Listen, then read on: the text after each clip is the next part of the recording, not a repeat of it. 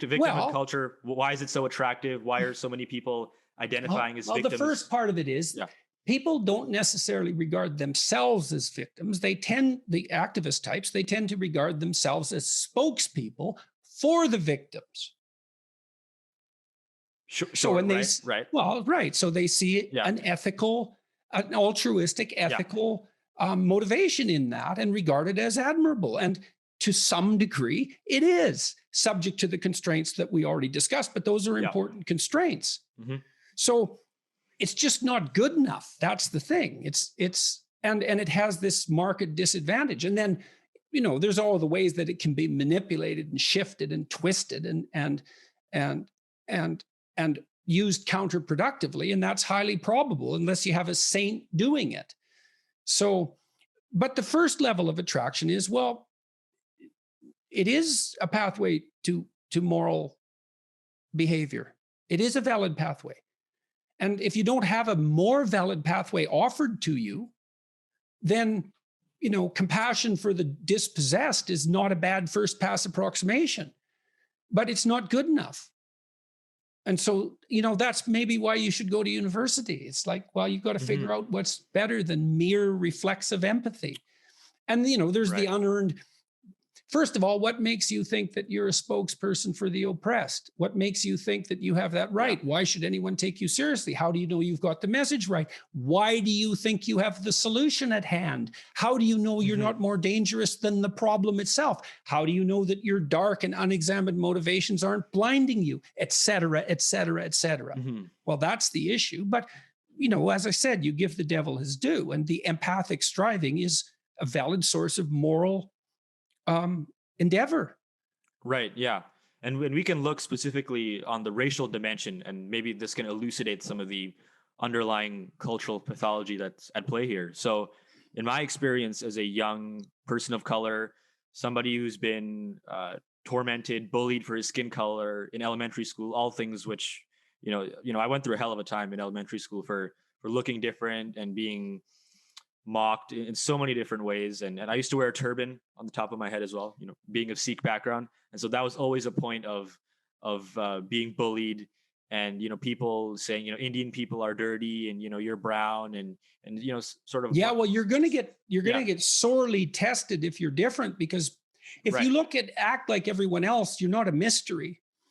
But if you don't, then you are a mystery. And how do children solve mysteries? Well, that's easy. They poke at them and see what happens. So that's what happened to you. It's like you had a turban. It's like, who's this? Well, let's make fun of him and see what happens. Because if you want to find out who someone is, one way of doing it is by making fun of them.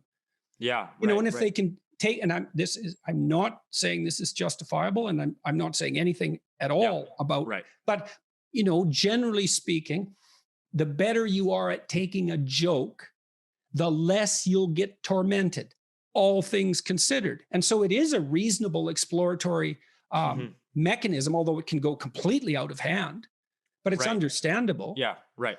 So I would say there is a sign of progress here. The fact that after elementary school, I wasn't really bullied for my skin color, and eventually I did cut off my hair for various religious reasons. I didn't really resonate with. Yeah, and if you hadn't been harassed for being a Sikh, there's pretty high probability that the kids who are prone to bullying would have picked something else about you and tortured you about that. And it might not have been as horrible as your ethnic identity, say, but most kids are subject to a substantial amount of provocative bullying. Right. Yeah, definitely. Yeah. And just, putting aside the religious part of it, which is sort of another area of exploration, just the skin color part of it. Let's look at that. So, in ninth grade, I remember this one incident. And the reason why I remember this right now is because I mentioned this in my column from today in the New York Post about cancel culture, about victimhood, about racial transgressions and all these things.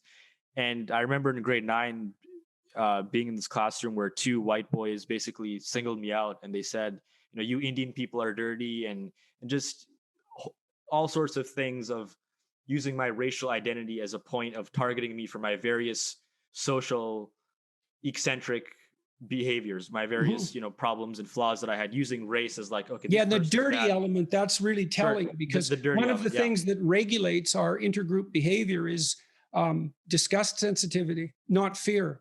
and this is Right. something everyone should know, we aren't really afraid of strangers. However, we are easily disgusted by them. And that's worse because you destroy disgusting things. It's disgust, not fear.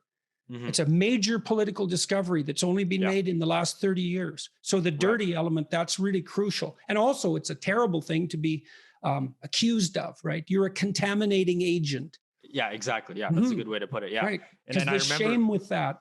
yeah, and I remember being totally paralyzed in that situation. It was ninth grade. All of the other white peers and classmates, they were sort of paralyzed too. They didn't want to speak up for me. And so I left the room crying. Probably didn't know how. Yeah, and it was ninth grade too, so it was embarrassing to be crying in ninth grade. Oh, absolutely. You're a teenager, right? Yeah. But so the point of saying that was that yes, racism exists. We should acknowledge that, and racism has impacted my life at the margins, I would say, in various individual incidents. And obviously, I know of people who were bullied far more, people who were white for being fat, for just being socially awkward, various other sort of things that can be used as targets for bullying. Yeah, about 75% of children have one observable physiological abnormality that can be used as the focal point for bullies. Exactly, yeah. But so the point that I want to make here is that yes, racism exists and it has impacted me at the margins, but so this is sort of how I came to be sort of where I am right now. So last year I started writing about white privilege, intersectionality, the ideas of systemic racism, and I noticed this pathology of like, okay, I'm a person of color. Yes, I've experienced racism, but I don't identify as a victim, but it's incentivized for me to be a victim, for me to be protesting against white supremacy, of being this victim of systemic racism. Well, it gives you an easy, as we discussed, an easy pathway to unearned moral superiority, which is really attractive because earned moral superiority is unbelievably difficult, right? I mean, there's nothing more difficult than the attempt to be a good person. That's hard. And so if you can just be a good person because you believe, the right three things, well, how convenient is that? And that's another reason for when people do take on the role of victim, plus they can wield a club righteously. And that's an extraordinarily attractive option. Right. And one of the things that I pointed out earlier in my writing last year, which was so influential and a lot of my articles went viral right away, was that race is not a barrier to my success. Like, I live such a privileged life. Stop telling me that I suffer from, racial disadvantage, or that other people have white privilege that's helping them get ahead. Like, I found that to be totally counterproductive and pathological. Like, that whole narrative. Why did you regard it that way?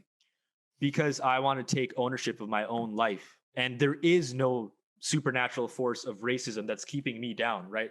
Like, I can write essays and publish my work in all these influential places, and I get to talk to you here right now, and I'm at a fairly young age and I'm doing all these important things. Race has impacted me, yes, but it's not a systemic barrier. It's not stopping me from succeeding in life. But that seems to be the narrative perpetuated by so many white people, especially, that there is this overarching force of racial victimization that's at play. And so I stepped in. Yeah, well, I think part of that too, on the part of the white people, let's say, is that they get to have, and this is something that really bothers me about the radical left. You get your privilege and you get to be morally superior because you're standing up for the victim. So it's like you get to be privileged and a victim at the same time. It's like, hey, pick one, okay? Like, maybe it's just too much to be privileged and a victim at the same time. And that really, it's not an effective psychological practice. It's terribly socially divisive, and it's unbelievably hypocritical. Anybody who stands up and says, well, I'm a professor, the system that produced me was so racist was so prejudiced that it's racist. It's like, okay, you just admitted you have no moral claim to your position. Resign. Yeah. Now. Right. Otherwise, I wouldn't say shut up, because no. Right. People need to talk and they need to express their opinions. But if you're statement is that the system that produced you, say as a professor, is so systemically prejudiced that it's racist, you don't have a valid claim. You're actually an incompetent fraud. You've just said that.